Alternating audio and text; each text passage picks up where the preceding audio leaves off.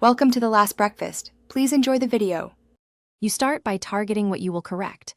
Pick the camera or render element, then open the color correction tool. Make sure gamma and LUT are consistent across your project. Mismatched gamma causes mid-tone shifts. Once done, add the color correction effect to the post-processing stack or environment effects. This places correction after lighting and materials. Now make a quick exposure pass. Increase highlights slightly to check headroom, and lower overall gain if highlights clip.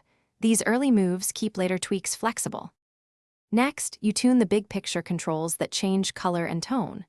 First, correct white balance with temperature and tint, or by nudging RGB gain toward neutral. This fixes global color cast. Then balance exposure with lift for shadows, gamma for midtones, and gain for highlights. These map to shadows, midtones, and highlights in the render.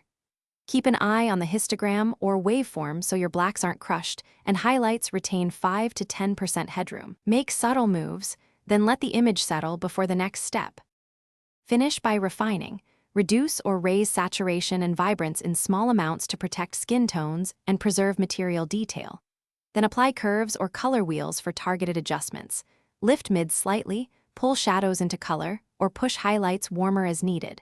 Use masks or render elements for isolated fixes on foliage, sky, or characters. Render a short sequence to confirm motion and temporal stability.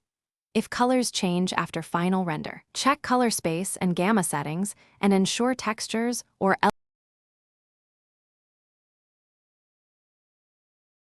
Thanks for watching. If this was helpful, leave a like and consider subscribing. See you next time.